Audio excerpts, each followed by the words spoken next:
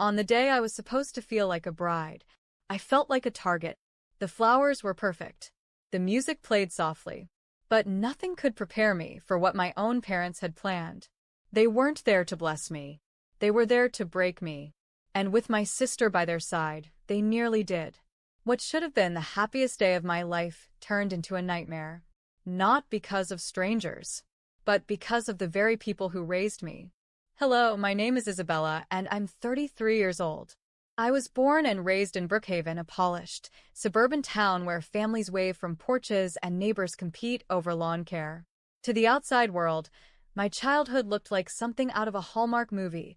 A big house with white shutters, holiday wreaths in the windows, a mother who baked pies, and a father who ran a local construction business. But if you looked a little closer, you'd notice something missing. Me. From the moment my younger sister Mira was born, I faded into the background of my own life. My parents, Brenda and Martin, didn't just favor Mira, they worshipped her. If Mira got a paper star in kindergarten, they'd hang it on the fridge and host a pizza night. When I won a science fair, in 8th grade, Brenda barely looked up from her coffee. Mira was their shining star, the golden child. She was loud, fashionable, and dramatic. She always got the best of everything. The bigger slice of cake, the louder applause, the expensive clothes from the boutique downtown. And me? I got leftovers. Emotionally and otherwise. I wasn't unloved, exactly. Just unseen. I used to draw a lot as a kid. I'd sketch jewelry pieces in the margins of my homework, dream of designing things people would treasure. I remember once showing Brenda a locket I drew. Delicate vines, tiny birthstones, a hidden message inside. She smiled faintly and said, "That's cute, honey. But real people don't wear stuff like that." That night, I folded the paper and threw it away. I learned early on to expect little. Attention, support, pride. Those were Myra's territory. I became the quiet daughter, the easy daughter. The one who never caused waves. The one who stayed out of the way. But here's the thing about being ignored your whole life. Eventually, you stop trying to be seen. And that silence became my home. I carried it into adulthood, quietly building my life on the edges of theirs. I opened a small handmade jewelry studio, worked long hours, paid my own bills. My pieces were starting to get noticed online, and I even had a growing list of clients. But still, to my parents, I was just Isabella, their low-maintenance child. Then I met Oliver. He wasn't flashy or loud. He didn't talk over me or try to impress me with expensive things. He noticed the smallest details, the way I tucked my hair behind my ear when I was nervous, how I traced the rim of my mug while thinking. He didn't make me feel like a background character in someone else's story. For the first time in my life, someone looked at me like I mattered. And just when I started to believe I could finally write my own story, I found myself standing between a wedding and a war. I knew my parents weren't happy about the date Oliver and I chose for our wedding. They hadn't said it outright at first, but I could feel the disapproval in every phone call, every tight-lipped smile from my mother, Brenda, and the way my father, Martin, always changed the subject. It wasn't until 2 weeks after we sent out the invitations that Brenda called me one evening while I was working on a custom necklace. Her voice was sharp, almost rehearsed. "Isabella, your sister is planning her wedding too. Mira and Travis have decided on a date." I paused, my tools frozen in my hand. "That's great, when is it?" Brenda didn't hesitate. "May 15th. At 2 p.m. At the Grand Haven Hotel."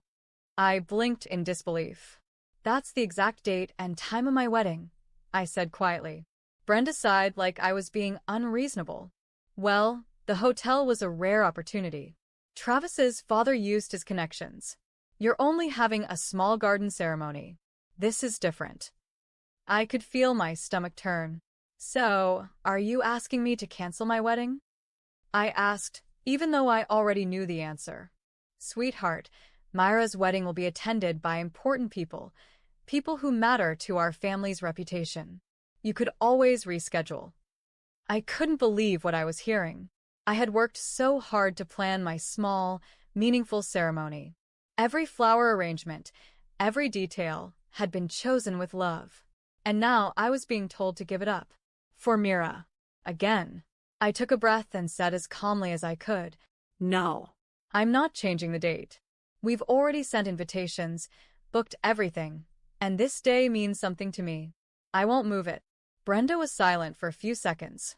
"Martin, and I think you're making a selfish decision." I didn't respond. I just ended the call. The next few days were eerily quiet. No messages. No calls. It was like I had become invisible again, something I had long grown used to. Then the news broke. Travis's family had canceled the wedding. Apparently, they were furious that another family member had planned a wedding at the same time, especially when they expected exclusivity at the venue. Mr. Carter reportedly called off the engagement, claiming it was a sign of poor planning and family chaos. And just like that, Myra's perfect wedding dream crumbled. But instead of taking responsibility, she found a target, me. And I knew deep down, she wasn't going to let this go. The silence didn't last long. 3 days after Travis's family called off the engagement, I received a text from Mira. Just one line. "Hope you're happy. You'll regret this." I stared at the message for a while, my chest tightening. I didn't respond. There was nothing to say. I hadn't ruined anything. They were the ones who tried to steal my day. All I had done was protect it. But deep down, I knew Mira. And I knew what that message meant. She wasn't just angry, she was plotting. I found out later, through Ava, that my parents were furious, not with Mira but with me. They had told extended family members that I had sabotaged my sister's engagement by refusing to reschedule. Isabella could have chosen any other day, Brenda had said bitterly to a cousin at a brunch. But no, she just had to prove a point. They acted like I had ruined something sacred. It was absurd. Ava tried to reassure me. "Let them talk," she said. "You did nothing wrong. You stood up for yourself for once. I'm proud of you." Oliver, too, was steady and calm. "Let them be angry. You're not here to please anyone anymore. We're getting married. That's what matters." I felt safe when I was with him. But a part of me couldn't relax, not completely. Mira wasn't the type to accept defeat quietly. And I was right. A week before the wedding, Ava overheard something at a local spa. One of Myra's former salon assistants, who didn't know Ava and I were close, mentioned that Mira was planning to crash the wedding. "She's gonna make her sister pay for what she did," the girl had whispered. "She bought some kind of skin spray. Said it causes an allergic reaction if sprayed on the face." "Wait, like, actual damage?" the other girl asked. "She said it's safe-ish, just painful and embarrassing. She wants to ruin her big moment." When Ava told me, I felt my entire body go cold. Brenda and Martin were in on it too. Mira had bragged that her parents would cover for her if anything happened. I should have called off the wedding right then, moved the date, gone far away.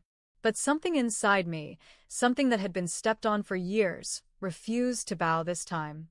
"Let her come," I told Ava and Oliver that night. "Let them all come.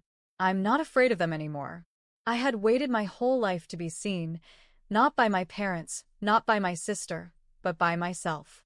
This wedding was my moment. I wasn't giving it up. The morning of my wedding arrived with a kind of calm I hadn't expected. The sky over Brookhaven was soft and clear, painted in pale golds and pinks. I stood in front of the mirror in the bridal suite at the garden venue, wearing a simple ivory gown I had picked myself. No designer label, no flashy beads, just elegance and grace. Ava was behind me, helping me pin the last of my hair. "You look beautiful, Isabella," she whispered. I smiled at her through the mirror. "Thank you. For everything." Outside, soft music played as the first guests arrived. Close friends. A few of Oliver's business associates. A couple of kind neighbors from the jewelry shop. It was small, but it was ours. Then I heard the hum of engines. From the upstairs window, I peeked out and froze. The gravel driveway of the garden venue was suddenly filled with black sedans and luxury cars. People in suits and elegant gowns began to step out. Ava gasped behind me. "Who are they?" Then came a gentle knock. Eric, Oliver's best friend, peeked in. His eyes twinkled.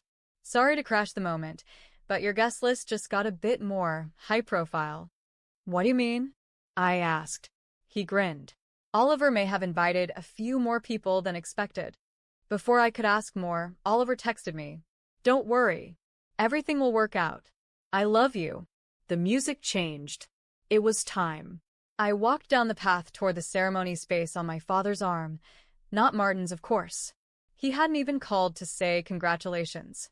It was Eric who had offered to walk me down the aisle. And I was grateful. When I reached the altar, Oliver was waiting. And for a moment, everything was perfect. He looked stunning in a dark navy suit, custom-tailored. His eyes locked on mine, steady and filled with pride. The guests rose, a few of them people I didn't recognize, but clearly respected Oliver deeply. We said our vows under the soft arch of vines and white blossoms. We exchanged rings. And when the officiant said, "I now pronounce you husband and wife," I felt something deep inside me shift. I had made it. Through everything. Through everyone. I was finally free. But I didn't know then that the real moment was still waiting for me, just a few minutes away, with a hiss of spray and the sting of betrayal. The reception was held under a white canopy in the back garden, where fairy lights wrapped around the trees and soft jazz played in the background. Guests mingled with glasses of champagne, laughter bubbling through the air. A long table held our modest but beautiful cake, 3 tiers, vanilla and raspberry, with hand-piped floral designs.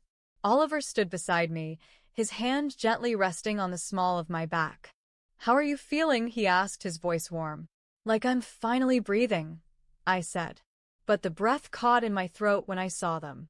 From the far end of the reception area, Mira, Brenda, and Martin walked in, uninvited, unannounced, and completely shameless. Mira wore a tight black dress, her heels clicking confidently across the stone path. Brenda followed, draped in pearls. Martin kept his sunglasses on, as if to shield himself from his own cowardice. Gasps rippled through the guests. Ava immediately moved to my side. "Do you want me to call security?" I shook my head. "No. Let's see what they want." Mira approached first, her lips curled into a fake smile. "Lovely setup," she said coolly. "Very humble." Oliver stepped protectively in front of me, but I gently touched his arm. "It's okay," I whispered. Then Mira leaned in, her voice dropping into a whisper only I could hear. "You think you've won? You should have canceled when we asked. You destroyed my future, now I'll destroy your moment."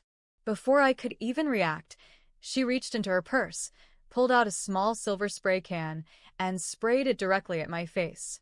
A burning sensation hit me instantly. My skin began to tingle, then sting. My cheeks, eyes, and chin started swelling within seconds. Guests screamed. Someone dropped a glass.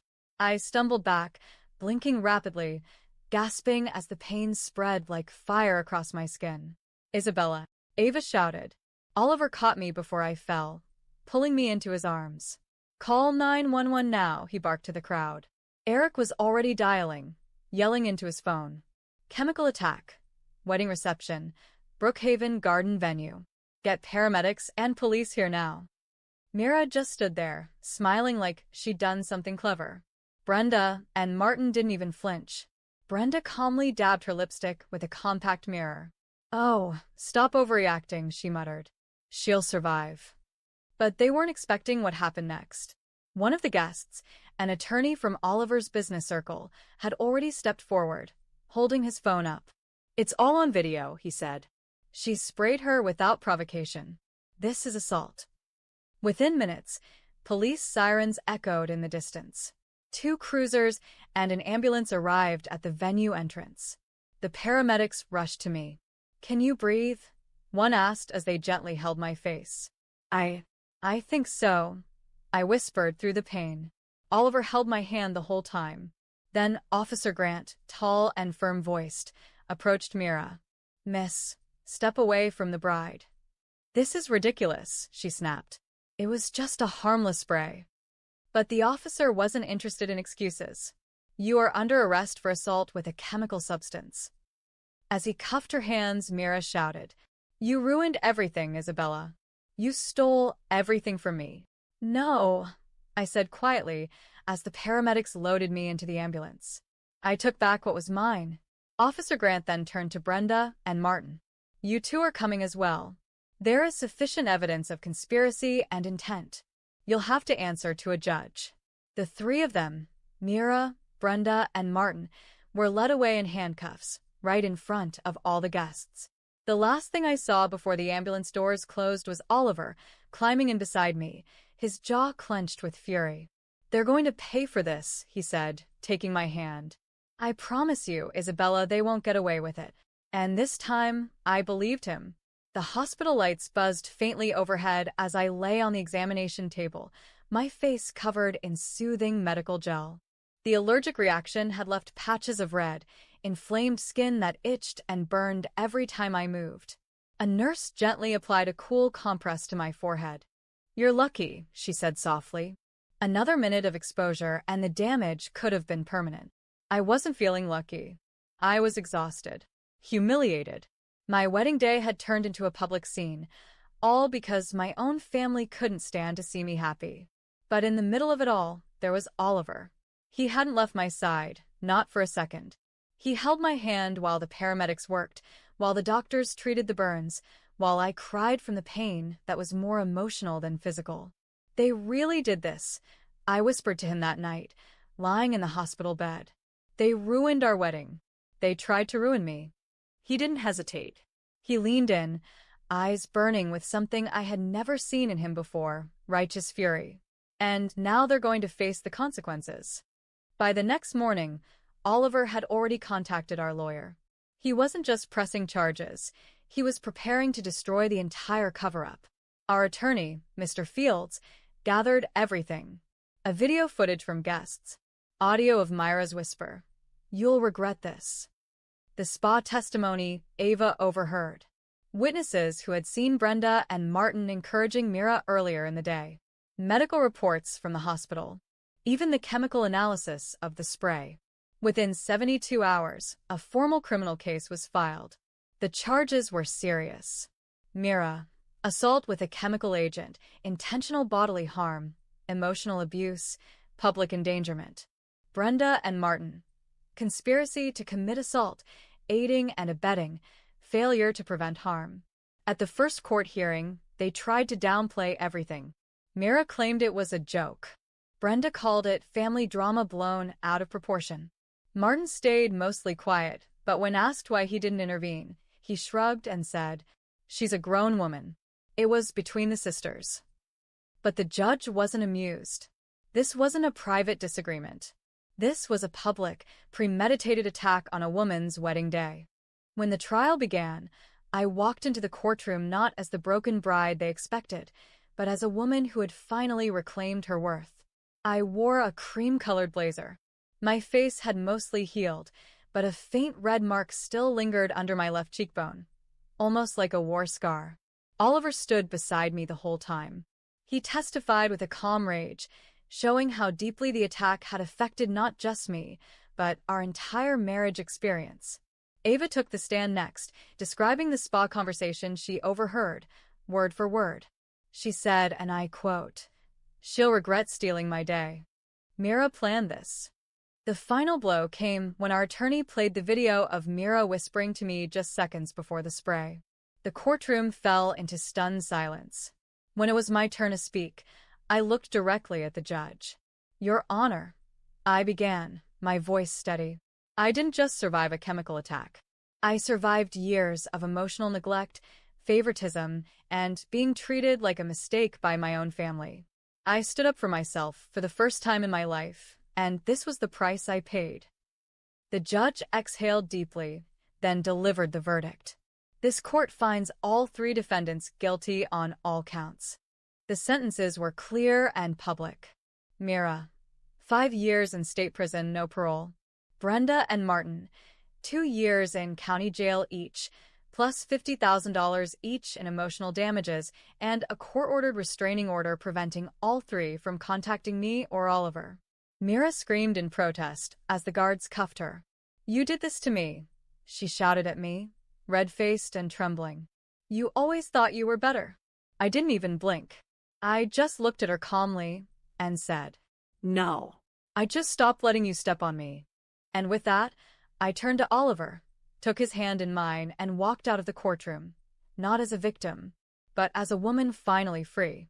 The courtroom echoed in my ears long after we left. Even as I stood outside in the sunlight, feeling the breeze on my newly healed skin, I could still hear Myra's last scream. The gavel's final strike. The judge's voice delivering a verdict I had once only dreamed of. Justice wasn't just served, it was witnessed. The weight of years of invisibility had finally lifted from my shoulders. Oliver and I drove back to Brookhaven in silence that day, not an uncomfortable one, but a peaceful one. His hand stayed in mine the entire drive. He didn't have to say anything. He didn't need to. We had won. But more than that, we were finally free. The following days were filled with messages from people who had attended the wedding, the trial, and even complete strangers who had heard what happened. Some sent flowers, some sent apologies for not seeing the favoritism earlier, and some just said, "Thank you. You gave women like us courage." But Oliver had something else planned, something that would finally close the painful chapter we had just ended. One morning, he placed a small envelope beside my coffee mug at the breakfast table. Inside were 2 plane tickets. "Italy?" I whispered, smiling for the first time in days. "I thought we canceled our honeymoon." He leaned in and kissed my forehead. "We delayed it, but we didn't cancel our happiness." We spent 2 beautiful weeks along the Amalfi Coast, staying in small villas with flower-draped balconies, walking through markets that smelled of fresh basil and lemons, and dancing barefoot on tiled patios under strings of warm yellow lights. There were no reporters, no parents, no screams, no courtrooms, just the sound of waves, and laughter, and peace. On the 3rd night, as we sat on a rooftop with wine glasses in hand, Oliver looked at me and said, "You know what I see when I look at you?" I smiled. "What?" "Strength, beauty, and a woman who finally chose herself." I felt my eyes sting, not from pain this time, but from gratitude. When we returned home to Brookhaven, I reopened my jewelry studio. I didn't just pick up where I left off, I redesigned everything. New signs, new displays, and a new collection called the Resilience line. Each piece told a story of healing, of boundaries, of finding your voice. Within a month, my work was featured in a regional magazine. Orders started coming in from all over the country. A local reporter reached out for an interview, and when the article came out, the headline made me cry. "The Bride Who Refused to Be Broken." I framed it and hung it on my studio wall. Sometimes customers ask me what inspired the collection. They look at me curiously and say, "Is it true what happened at your wedding?" I smile gently and answer, "Let's just say the best revenge isn't anger. It's peace and success." Because in the end, I didn't just survive them. I outgrew them. I outlasted them. And I chose a life that wasn't defined by their limitations.